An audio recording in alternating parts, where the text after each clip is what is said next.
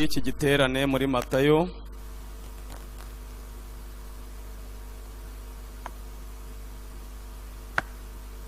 ni igice cya 28. Turasoma duhereye ku murongo wa 16, nta handi dusoma, hanyuma dusoze n'icyo gice. Nitwa Nyagasana Ribuka Roti, ndi mwene so muri Kristo Yesu. Mbasabiye kandi mbahesheje umugisha mu izina rya Yesu wo guterana kwera. Ndashimira abambanjirije bose n'abagize uruhare kugira ngo iki giterane kibe, namwe abakijemo kugira ngo tuba abayobozi n'abigisha nuko muba muhari, kandi ntabwo tubigisha nk'uwigisha abafana amakipe, tubigisha tubyitondeye, twabiteguye, twanabisengeye nk'abantu Imana yahamagaye. Turabubaha rero, niyo ntageze ku byifuzo byawe ntabwo ari uko mba nabigambiriye, rimwe na rimwe biterwa n'imyumvire yawe iri hasi, ariko Imana idutuma turanagendana niyo idushoboza kugira ngo byose bigende neza muri Kristo Yesu. Haranditse ngo nuko abigishwa 11 bajya i Galilaya ku musozi Yesu yabategetse, bamubonye baramupfukamira, ariko bamwe barashidikanya. Murongo wa 18 haranditse ngo nuko Yesu arabegera avugana nabo ati, nahawe ubutware bwose mu ijuru no mu isi. Nimugende muhindure abantu bo mu mahanga yose abigishwa, mubabatiza mu izina rya Data wa twese n'Umwana n'Umwuka wera. Intego yacu iri ku murongo wa 20. Haranditse ngo mubigisha kwitondera ibyo nababwiye byose, kandi dore ndi kumwe namwe iminsi yose kugeza ku mperuka y'isi. Nimwakire neza ijambo ry'Imana. Ibirori byose protokole zabyo ziba ari nziza, ariko biba bitaragira agaciro iyo hataravugwa ijambo ry'umukuru. Umukuru we ntago ari jyewe, ndi intumwa mu cyimbo cya Kristo. Niyo mpamvu hirya y'indirimbo nziza kandi nyinshi twumvise, ukwiye kubera amaso uyu mwanya ukumva icyo Imana iganira nawe. Twanejejwe n'indirimbo z'abaririmbyi, by'umwihariko njyewe iyo mbonye korale Hoziyana, gufashwa n'indirimbo zabo ndabigira, ariko ikimfasha kurusha ibindi ni imyaka bamaze batarasenyuka. Hari ahantu nzi hasenyutse korali zirenga 30 mu myaka itarenga 20, imwe isenyukira mu yindi, indi isenyukira mu yindi. Kubabona mukiri korali, mukiririmba, mukivuga ubutumwa, ubwabyo biranejeje, ubwabyo ni ubutumwa. Imana ibishimirwe. Ndabona mfite umwanya uhagije, bamuhaye umwanya munini. Ubundi muri konseri twigisha iminota mikeya, ariko nahise ntombora, ndavuga ngo uyu mwanya reka tuze gufata igihe tuwukoreshe dusenga. Nubwo ari mu giterane, tuhagire mu cyumba amahirwe ntahoraho, iki gihe tukibyaze umusaruro. Ndagira ngo menye abantu bakunda ijambo ry'Imana muri iri teraniro banyikirize. Haleluya. Iyi ntego irakomeye, kuko ibintu Yesu yavuze bagombaga kwitondera abo yari abirindishije, ni ibintu bikomeye. Bibiliya ivuga ingingo zigera kuri 7, ariko jye nazihinnye nzigira 5. Icyitonderwa, hari impamvu zigera ku 9 zizatuma abantu barimbuka barabwirije ubutumwa. Impamvu ya 8 iravuga ngo ni ukugirirwa icyizere, ugahagarara ku ruhimbi, ugahabwa ubwo burenganzira, ukavuga ngo Imana yavuze.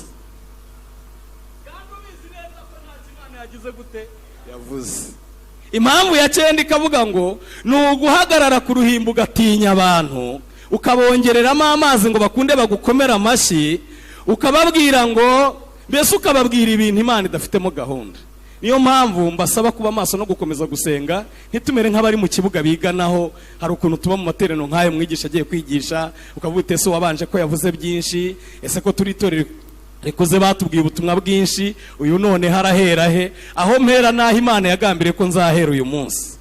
Ko jye nari mfite impamvu zirenga 100 zo kutaba hano, ariko Data wa twese yateguye twese tutarabaho ko tuzasangira kuri aya meza. None birasohoye, Imana ihabwa amashyi n'impundu atagerwa ku mashyi mu izina rya Yesu. Icyo Yesu yarababwiye ni iki? Yesu yakibabwiye mu minsi 40, cyane cyane ko ibyo yari yarababwiye mbere Petero yabagumuye abajyana kuroba babyibagirirwayo. ariko Yesu arebye gutegura abandi asanga bizamufata igihe adafite, biba ngombwa ko abuze ifi kujya mu rucundura, kuko arategeka bikamwumvira, byose bigira amatwi, iyo abihamagaye biramwitaba. Abwira amafati mwa amafi mwe, mugiye mu rucundura rw'intumwa bayoba kuruta ubwa mbere, none mwijyamo. Kandi ukuntu ari umuhanga, ari umwami mwiza, yari afite n'izindi kandi zo zokeje. Arangije arazitegeka ziramwumvira. Yohana yaranditse ngo nuko bakesha ijoro ari ntacyo bafashe, ngo bakizinga incundura, Yesu ngo aturuka iruhande rw'inyanja, arabahamagara ati bana banjye mwe, hari icyo kurya mufite? Bati reka reka ntacyo. Bati twakesheje ijoro ari ntacyo twafashe. Imvugo ya Bibiliya irababwira ngo nimushyire iburyo. Unyumva nyikirize, ngiye nkunda kwigisha abantu banyikiriza. Nimushyire hehe? Ubundi Yesu yari ashatse kubarondora ko batakiri intama, babaye ihene. Bisobanuye iki? Mu bintu 10 biranga indangagaciro z'ihene, icya gatatu kiravuga ngo nukuva mu birindiro wahozemo. Hanyuma rero ihene ni ibumoso, intama ni iburyo. Arababwira ngo noneho nimusubire mu nama nabagiriye mbere, muvane hehe ibumoso mushyire hehe iburyo. Ngo bahita bafata ifi 153 zitagira umuhini cyangwa igikere. Petero ngo arebye neza asanga n'umwami Yesu, ngo aramubwira ati hoshoshe vaho ndi kuko ndi umunyabyaha. Aramubwira ati hoya dusubirane gahunda ya mbere hanyuma tugende. Ngo bagenda nta ubasha kumubaza ngo mbese nguriwe ngo cyangwa byagenze gute, se burya twigaraguraga mu nyanja utureba. Baramwihorera. Ngo bageze aho bagombaga gukorera, arabanza arabagaburira abahifi kandi zokeje, ntibamubaza aho yazikuye kubera ikimwaro. Arangije ngo ahita abaza Petero ati Simoni mwene Yona, urusha aba bose kunkunda? Ubundi ni amagambo arimo inyuro, ni resume ya Bibiliya. Ni nkawe yakamubwiye ati wowe nkubwire ko nzubaka itorero kuri urwo rutare, amarembo y'ikuzimu atazarishobora, nkugirire icyo cyizere, nurangiza unyihakane gatatu kutanze, unkurikire ndenga uhinguka. Icya gatatu wote umurimo w'abanyabyaha. Icya kane ugumura abantu nagusigiye bazagufasha umurimo, ubatesha icyuma n'amasengesho, ubajyane kuroba. Petero ngo akimyaza ati mwana uzi byose kandi uzi ko ngukunda. Ni nkawe yakamubwira ati ni ibibazo by'umubiri. Arangije rero amubwira gatatu kuragira intama. Reka nkomeze. Bigiye imbere gato muri evaluation y'iminsi 40, ahita rero arabwira aya magambo. Arababwira ngo ntimuzagira ubwoba bwo kuvuga, nubwo ibyo muvuga hari abazabipinga. Nahawe ubutware bwose mu ijuru no mu isi, kandi uwabumpaye asumba byose na bose. Mwami wacu ni umutware utwara abatware, ni umwami w'abami, ngoma ye ntizahanguka. Abamwiringira ntibazakorwa n'isoni, abamusenga ntibazaseba isoko ryaremwe. Abakunzi ba Yesu batere haleluya mu izina rya Yesu. Yesu yatsindiye Satani mu ijuru, amutsindisha itegeko ngo yibiranduraga ni nahangaha, ikirizo cye kitwara 1/3 cy'abamarayika. Ageze nahangaha aramusanga, amutsindira ahantu bita mu butayu mu minsi 40. Satani ngo amutega ikindi gihe, Yesu aramukurikirana, icyo gihe kimutsindiramo igetsimani. Marayika uvuye mu ijuru aramanuka amwongeramo imbaraga. Yesu ntiyarekeraho, Satani amutega ku musaraba. Yesu abitse ubugingo bwe. Data aravuga ngo data, mu maboko yawe noshyize ubugingo bwanjye. Yesu ntiyarekeraho, amutera mu ndiriye, amukandagira mu mutwe, amwaka ifunguzo, akingurira abera, arazuka ku munsi wa gatatu. Mugende mubwiriza abaremwe bose ubutumwa bwiza. Nahawe ubutware bwose mu ijuru na hehe no mu isi. Bibiliya ni resume, no munsi y'isi arahategeka.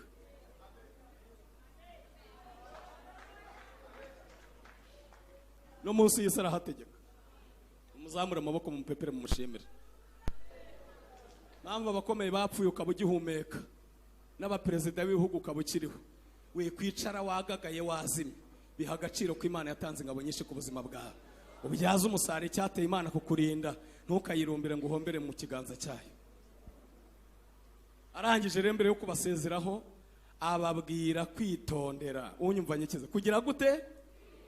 Kwitondera ibyo yababwiye byose. Icyitonderwa, nta ubwira abandi kwitondera ibya Yesu kandi watazi kugira gute. Mu yandi magambo cyangwa muri ndi jambo, Yesu yari ateguye intumwa kugera ku rwego zabasha kwitonda. kwitonda ni iki? Kwitonda havamo amagambo abiri. Irya mbere nicyo bita amakenga. Unyumva nyikirize amaki?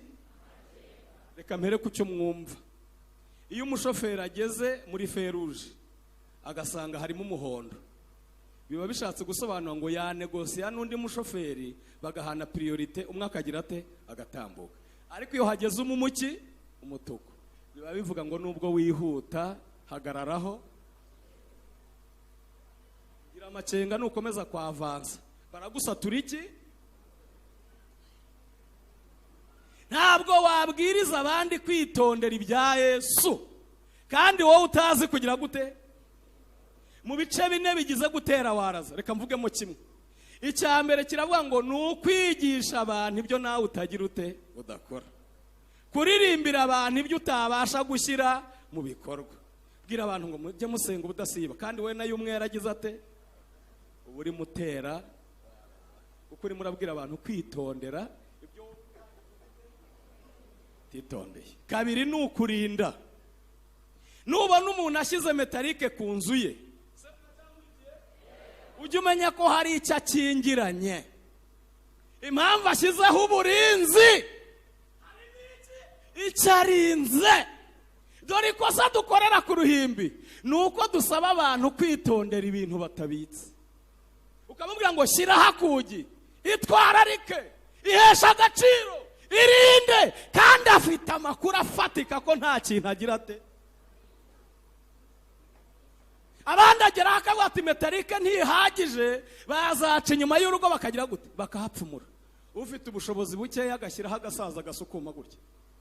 Ariko barya abantu nabo baransetsa. Umuntu ngo nuko adasinzira ukizaho agasaza k'imyaka 80, ubwo burinzi ntibufasha. Ufite ubushobozi agashyiraho umusore w'imbaraga ufite umukongoti, ariko ndakavuga ati ntibihagije, reka shaka umurinzi wabigize iki umwuga, dusaba uburenganzira bamuhe n'iki n'imbunda. Abandi bati reka aho turinda harakaze, birasaba kugira ngo tuharindishe umuntu wabitoranirijwe wabyigiye, ku buryo aramutse abonye umwanzi habaho imirwano. Dore ikintu cyazanye induru muri twebwe ni ugushaka ko abantu barinda ikidahari. Kabiri, abahanga bavuga ko, se murankurikiye, hiratabaswa n'abo tutavugira kuri aritari bita inkirabuhere. Umuntu wese w'umuswa yava akageragira ate arirata. Umuntu wese worohewe vuba yerekana ko ari igiha ngange. Naho abize cyane n'abafite byinshi ntago babibonera umwanya. Abaheruka mu cyaro muransubiza, ingunguru irimo ubusa n'irimo amazi, iyo uzikojeje hagati hasakuza iyihe?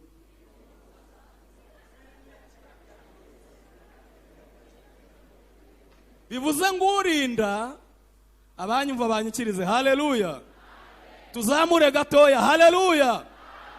Urinda we si ngombwa kubimusobanurira, icyo arinda arabizi ko kigize gute.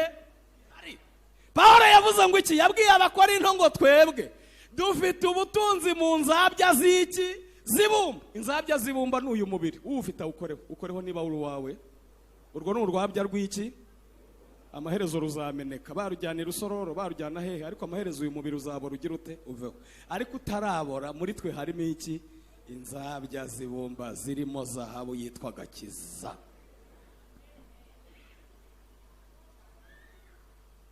Yesu yashaka ko turinda iki? Icya mbere ndavuga ku bintu bibiri, ni nabyo dusengeramo, ariko ibindi ndabinyuramo. Icya mbere ni ukurinda urukundo rwa mbere, toka shitani wo kunyihorera.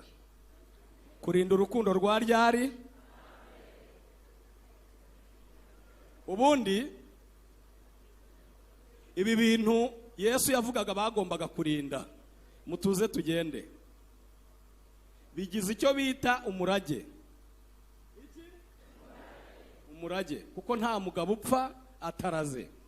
Mbere yuko apfa baramubwiye ko bati ko tubona uri mwigenda nkuko wavuze, kandi ukaba nta uniforme nk'iy'abafarisayo duhaye. Abantu bazabwirwa n'iki ko twabanye namwe? Arababwira ngo uniforme ya mbere muzambara mukanayirinda ni ugukundana nk'uko, kuko uwanga mwene se ari. Mana murabivuga neza. Hanyuma Satani ntashobora kugutwara ikintu atagusigiye ikindi. Agutwaye ikintu nta kindi agusigiye wahita ucya. Mu izina rya Yesu toka Shetani abazimu bashye. Ahubwo abaca mwise zerano. Azabayobesha ku bashyeshyenga. Hanyuma turirimba igitero kimwe kivuga ngo umugabo. Hano harimo abaririmbira.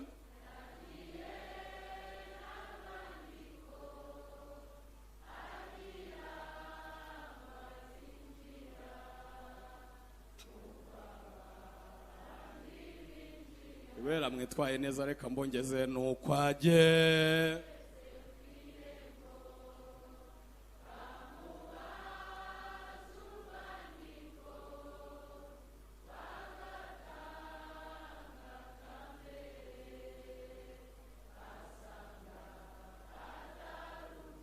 Kandi wabona Imana igushoboje ukavuga ngo bamubashije gatanga ka kangahe.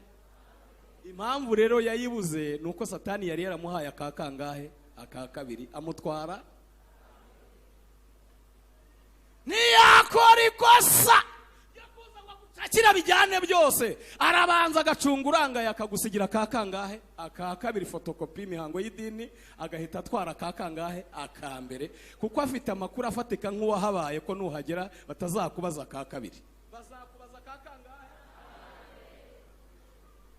Wowe rero ukajya ubana aka kabiri ukagira ngo uko niko abantu benshi bavuga ko bafite urukundo rwa Kristo. Nyamara urukundo Yesu yavuze Satani yahise arushishuramo izindi eshatu. Urukundo rwa mbere ni urukundo rw'isano, abagore bakunda abana cyangwa abantu bakundana bavukana. Urwo si urukundo rw'Imana kuko ni nkoko irarugira.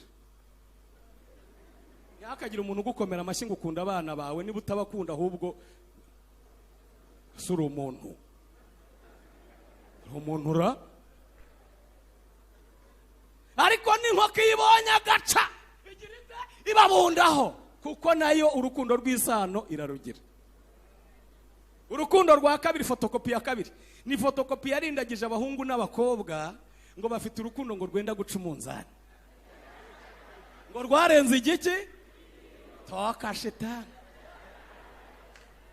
Umwami w'abami amagambo ye ntakorwaho analize, yaravuze ngo ubugome buzagwira, urukundo rwa benshi rugira gute, ubwo urubyiruko rufite rwishi ngo ruzadusagurire. Oya, urwo ni urukundo rwa munoni, urukundo rw'irari.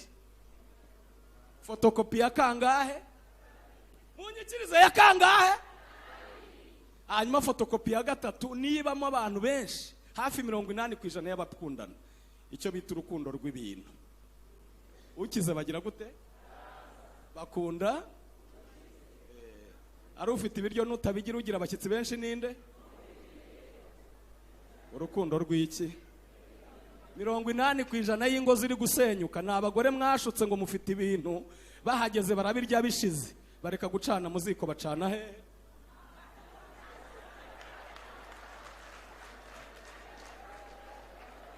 Iyo ijambo ry'Imana utarihuza n'ubuzima abantu babamo uba watamporeje. Ibyo mvuga namwe murabizi, ntimuri inka, ntimuri amatungo.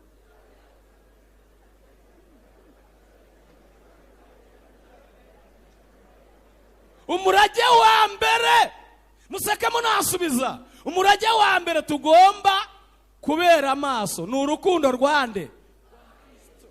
Ndi hariya nanezerewe, ndanezerwa ndarira, mushwari zose zirashira.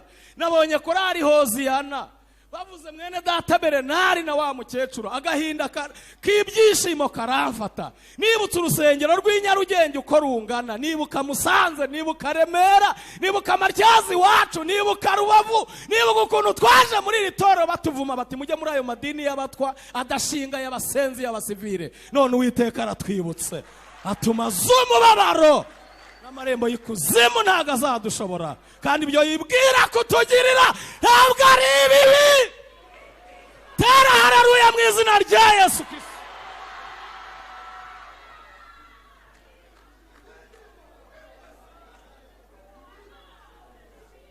Jambona bigisha babiyemezi hajya hariya ngo gengo ndumuvuga butumwa wa gahato.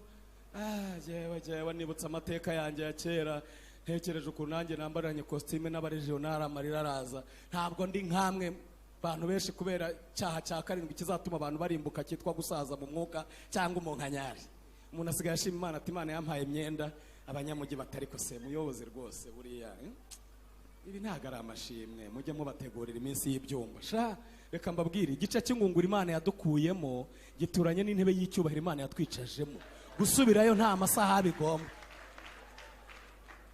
Nta muntu uraho ufite igishoro kitahomba, nta uraho uba ku kazi batakabanya, nta mugore uraho utapfakara, nta mugabo uraho gereza itakwakira. Mwiyoroshye turiho kubera Imana. Aba tubyemeranyeho muzamure haleluya mu izina rya Yesu.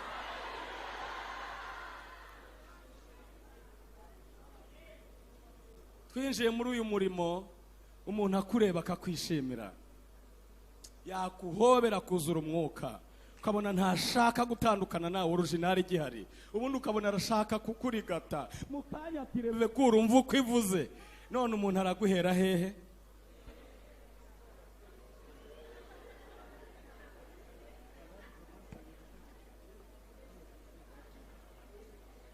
Asigaye fotokopi.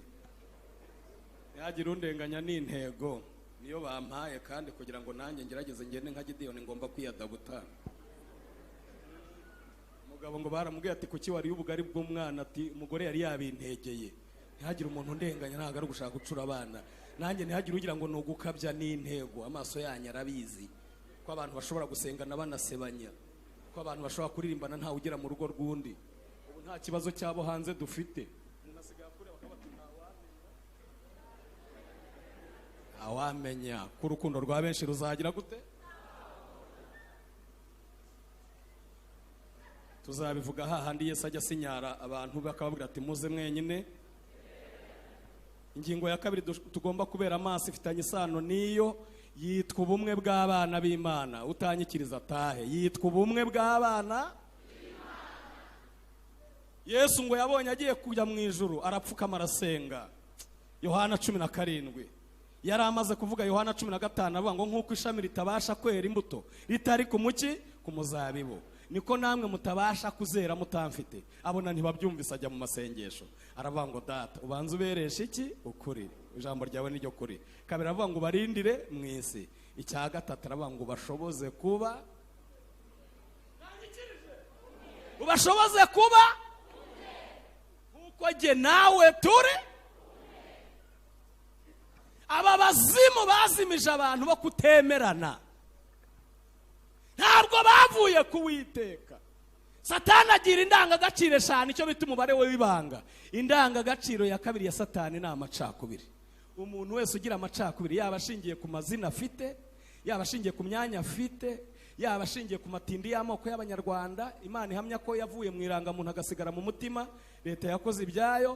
Yaba amacakubiri ashingiye ku mitungo, yaba ashingiye ku mashuri, yaba ashingiye ku kubwiriza no kuririmba, ntabwo ari Imana bari kumwe, arimo aratanga imibyizi atazishyuza.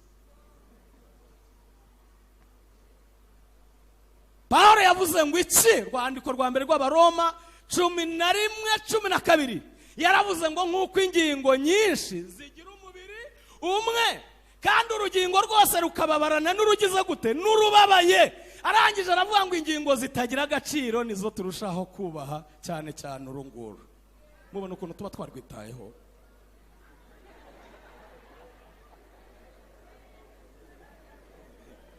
Yambona abashiki bacu ibintu byaha bibarangaza, ubundi ku mubiri urugingo ruteye isoni n'uru, kuko nirwo rushinzwe umwanda. Ariko ukabona umuntu yabikomeje rwose kugira ku rwego bajya iwanyu bakabigurara. Mbega umuswa watwara n'igikombe. Uru nirwo rushinzwe iki? Ariko iyo wambaye agapantaro keza wakubise ha, wumva uri fiyeri, kuko n'urugingo rwacu rw'urunyamwanda rwambaye.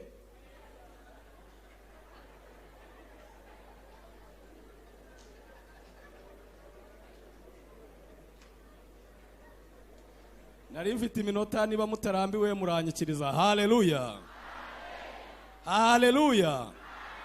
Reka nshyiremo iyindi imwe. Haleluya, haleluya. n'abafana amakipe atsindwa nabonye bashyiramo agatege kandi nta cyizere bafite. Naswe umwami wacu wapfuye akazuka. Hanyuma ingingo ya gatatu tugomba kurinda no kubera amaso no kuyitondera ni ubutumwa bwiza. Ndajya mpanyura nihuta, izo ntindaho n'ebyiri. Ni ubutumwa,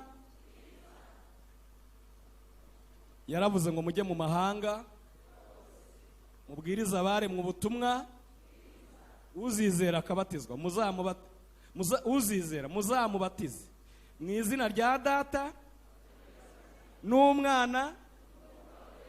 Abantu bari hano babatijwe amazi menshi bagira gutya. Yohana rero yavuze ati ntagire undeba nabi, genda babatirisha iki, ariko inyuma yanjye hazaza, bisaba kugira ngo ijyane.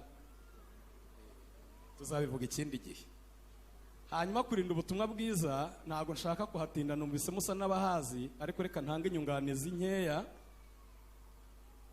Mu nama zikomeye zakorewe mu bwami bw'umwijima,